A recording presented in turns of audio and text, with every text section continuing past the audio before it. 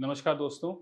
आज हम कुछ ऐसी इम्पोर्टेंट चीज़ें सीखेंगे जिससे हम मार्केट का पोटेंशियल रिवर्सल और support zones well in advance identify कर सकते हैं। आप लोगों ने ये कई बार ये डिस्कशन और डिबेट सुना होगा कि प्राइस या टेक्निकल इंडिकेटर्स। दोस्तों, इसका आंसर है दोनों, और दोनों में हमें एक सर्टेन लेवल ऑफ एक्सपर्टीज का रिक्वायरमेंट है।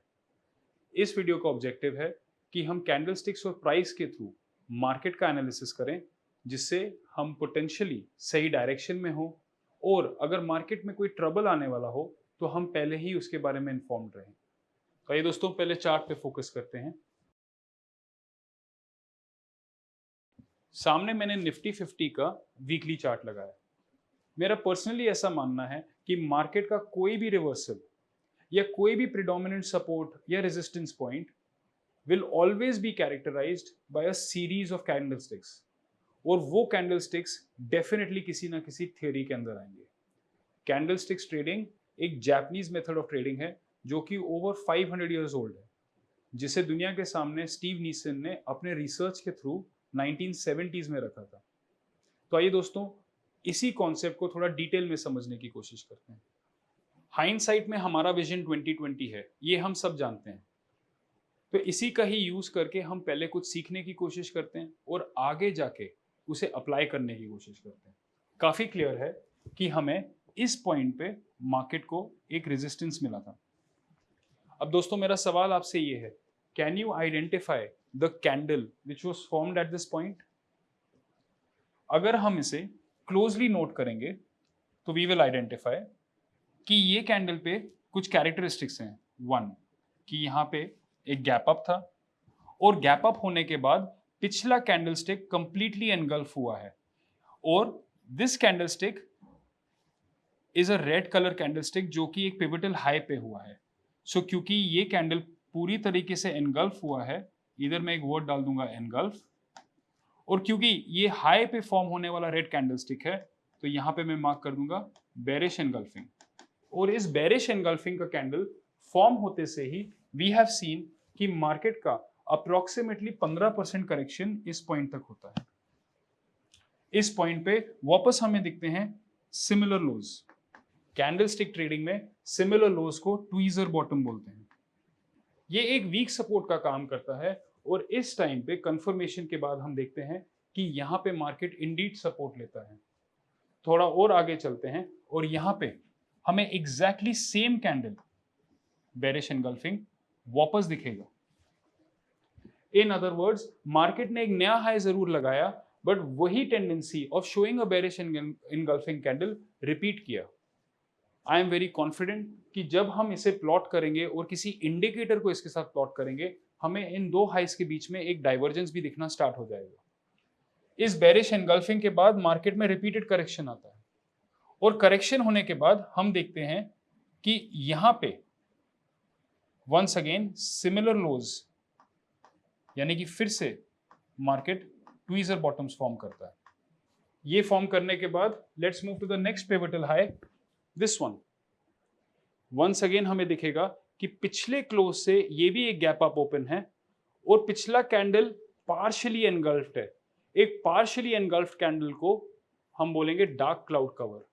डार्क क्लाउड कवर के बाद मार्केट ने फिर से डाउनवर्ड डायरेक्शन लेने के बाद यहां पे हम देखेंगे कि लोस पे एक गैप डाउन के बाद ये कैंडल, ये रेड कैंडल पार्शियली एनगल्फ्ड है।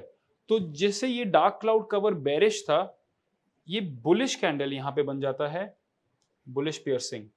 बुलिश पियर्सिंग होने के बाद हमें एक और पोटेंशियल रिवर्सल कैंडल यहां पे दिखता है, और इसका नाम है डोजी हरामी।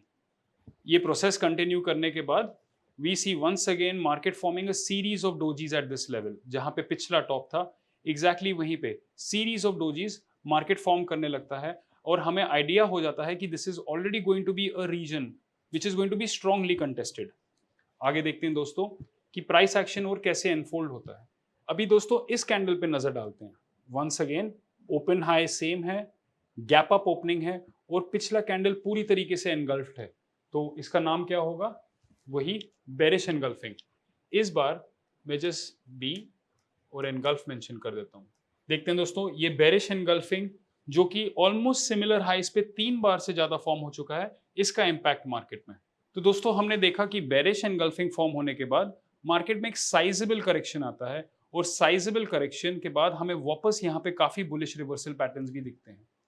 ये एक ऑन गोइंग कंटिन्यूस प्रोसेस है। अभी सवाल ये आता है, is there something we can do to understand this process? कुछ बेसिक कॉन्सेप्ट्स को अपने माइंड में याद रखने से और उन्हें बार बार लाइव मार्केट के चार्ट्स में प्रैक्टिस करने से हमें मार्केट के साइकोलॉजी के बारे में एक थोड़ा बेटर आइडिया लगने लगता है। और जब हमें रिवर्सल, बुलिश या बेरिश ऐसे कैंडल्स रिपीटेडली एक प्राइस जोन पे दिखना स्टार्ट होते हैं, हम समझ जाते हैं कि that point is a point of high interest for the market और वहां से एक पोटेंशियल शार्प मूव आने वाला है। कैंडलस्टिक फॉर्मेशंस अलग अलग टाइप के होते हैं, single, double, triple, bullish and bearish, कुछ रिवर्सल एंड सम कंसोलिडेटरी। इन सब टाइप्स को हमने हमारे इस कोर्स में कवर किया है।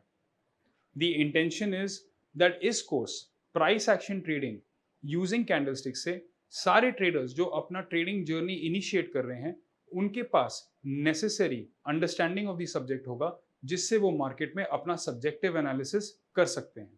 अभी दोस्तों मैंने कर्सर को स्क्रॉल करके आज के करंट प्राइस एक्शन पे ला रखा है।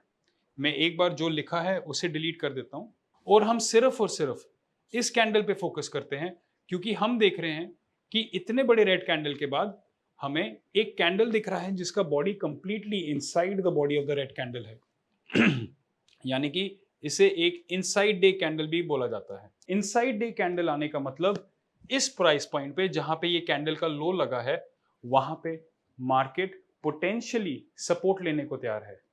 पोटेंशियल का मतलब है कि दिस इज द पॉइंट और एरिया ऑफ इंटरेस्ट। दोस्तों इस रिपीटेड प्रैक्टिस से हमारा असेसमेंट ऑफ द मार्केट में काफी इंप्रूवमेंट हो जाता है और ये सीरीज ऑफ इंप्रूवमेंट्स के बाद we are then in a position to create a portfolio of stocks and futures, जिससे हमें पोटेंशियली काफी ज्यादा बेनिफिट हो सकता है। मार्केट में सब्जेक्टिव या डिस्क्रिशनरी और मैकेनिकल या ऑब्जेक्टिव ट्रेडिंग दोनों ही इंपॉर्टेंट है। एट द हाईएस्ट लेवल या any aspirational trader must focus on building both basis. तो दोस्तों इस कोर्स पे, जिसका डिस्क्रिप्शन आपको लिंक में मिलेगा, आई एम कॉन्फिडेंट कि जब आप सारे major frequently occurring reversal candlesticks को देखेंगे, you will be in a better position to identify zones of potential support and resistance. तो आई होप दोस्तों निफ्टी के इस वीकली चार्ट में सिंपल कैंडलस्टिक टूल से आपको कुछ सीखने मिला हो और हमने ये देखा हो कि कंटिन्यूसली सिमिलर पिवटल पॉइंट्स पे मल्टीपल कैंडलस्टिक्स फॉर्म अक्सर होते रहते हैं। तो दोस्तों ये प्रैक्टिस हम कंटिन्यू करेंगे। इन द मीनवाइल आपके कीमती समय के लिए धन्यवाद।